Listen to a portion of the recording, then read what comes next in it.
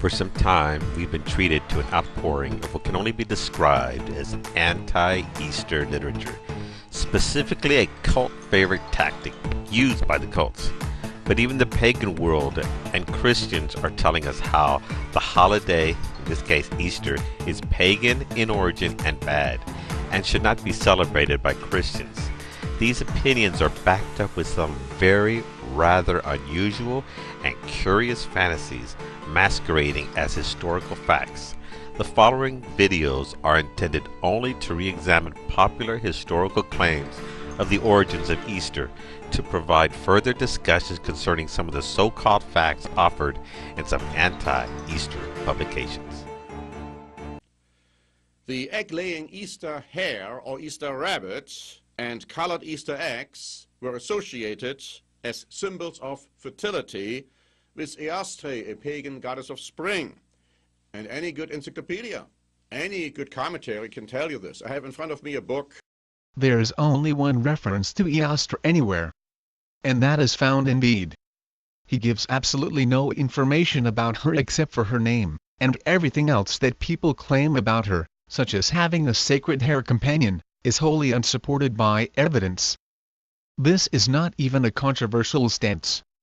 On the contrary, it is exactly what the Oxford Dictionary of English Folklore states. Nowadays, many writers claim that hares were sacred to the Anglo-Saxon goddess Eostre. But there is no shred of evidence for this. Bede, the only writer to mention Eostre, does not link her with any animal. The question now is, when did this association between Eostre and hares arose? It's not in Bede, as we've already established. It's not in Grimm. Adolf Holtzmann, writing in 1874 on German mythology, states, "The Easter hare is unintelligible to me, but probably the hare was the sacred animal of Austria." This is the earliest example of this association I can find, and it is still speculative at this point. K.A. Oberl writes, "Probably the hare was the sacred animal of Austria," echoing Holtzmann. However, it's worth noting that in 1892, Charles J. Bilson, writing in the British journal Folklore, states flatly that Oberl also concludes that the hare, which laid the party-colored Easter eggs, was sacred to the same goddess.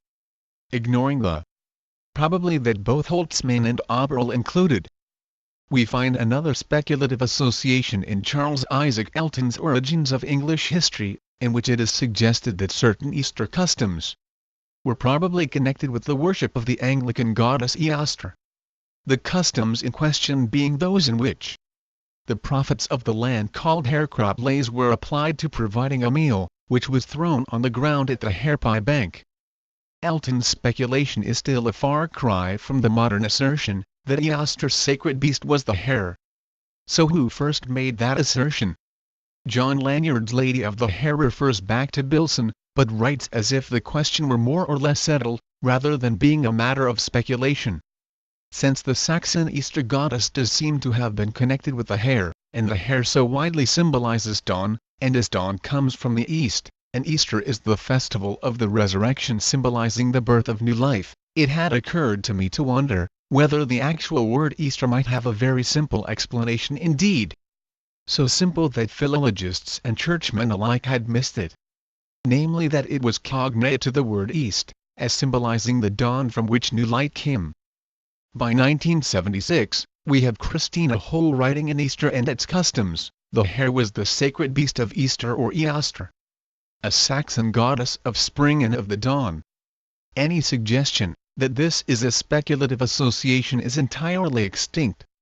Somehow, along the way, supposition has become an examined fact. I am not aware of any source between John Lanyard and Christina Hole who makes this outright statement, and would welcome any breadcrumbs from listeners of this video who know of one.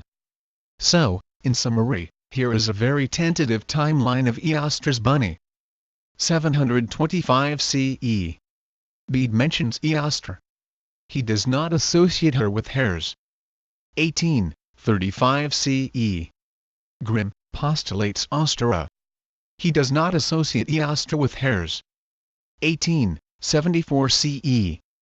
Adolf Holtzmann states, Probably the hare was the sacred animal of Eostre. 1883 CE. K.A. Oberl also states, probably the hare was the sacred animal of Eostre. 1890 CE.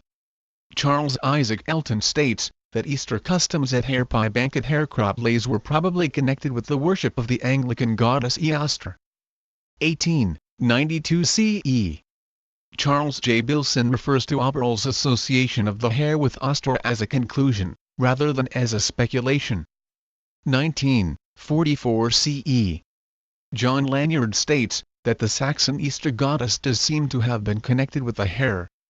1976 CE. Christina Hole states that the hare was the sacred beast of Easter or Eostre, a Saxon goddess of spring and of the dawn. Please bear in mind that no new evidence arose during this time to change the speculative association into a definite one.